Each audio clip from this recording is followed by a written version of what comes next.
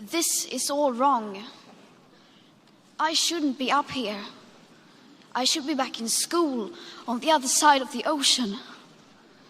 Yet you all come to us young people for hope. How dare you? You have stolen my dreams and my childhood with your empty words, and yet I'm one of the lucky ones. People are suffering, people are dying, entire ecosystems are collapsing.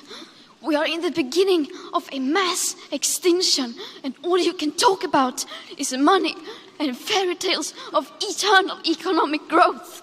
How dare you? For more than 30 years, the science has been crystal clear. How dare you continue to look away and come here saying that you're doing enough when the politics and solutions needed are still nowhere in sight? You say you hear us and that you understand the urgency. But no matter how sad and angry I am, I do not want to believe that. Because if you really understood the situation and still kept on failing to act, then you would be evil, and that I refuse to believe. The popular idea of cutting our emissions in half in 10 years only gives us a 50% chance of staying below 1.5 degrees and the risk of setting off irreversible chain reactions beyond human control. 50% may be acceptable to you, but those numbers do not include tipping points, most feedback loops, additional warming hidden by toxic air pollution, or the aspects of equity and climate justice. They also rely on my generation sucking hundreds of billions of tons of your CO2 out of the air with technologies that barely exist. So a 50% risk is simply not acceptable to us, we who have to live with the consequences.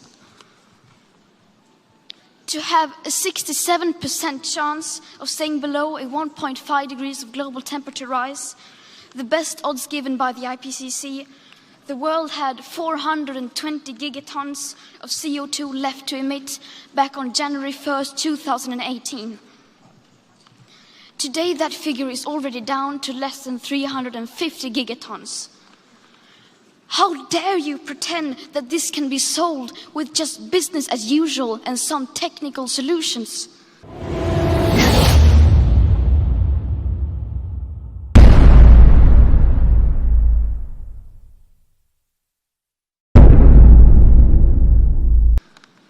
With today's emissions levels, that remaining CO2 budget will be entirely gone within less than 8.5 years. There will not be any solutions or plans presented in line with these figures here today, because these numbers are too uncomfortable and you are still not mature enough to tell it like it is.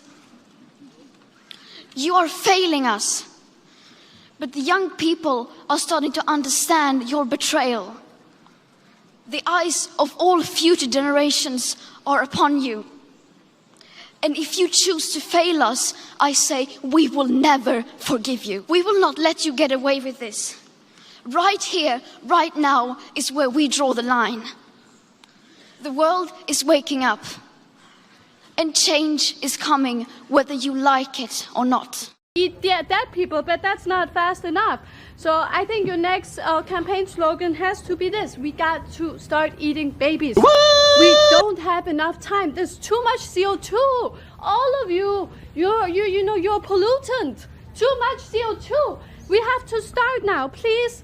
You are so great. I'm so happy that you really support a nuclear deal, but it's not enough. Even if we would bomb Russia, we still have too many people, too much pollution. So we have to get rid of the babies. That's a big problem. Just stopping having babies is not enough. We need to eat the babies, and this is very serious. Please give a response. Thank you. No, thank you. We'll go ahead. Okay. No, we'll go ahead. It's so no. Yeah, no. Thank you. So I think yeah, no. So one of the things that's very important to us is that we need to treat the climate crisis with the urgency that it does present.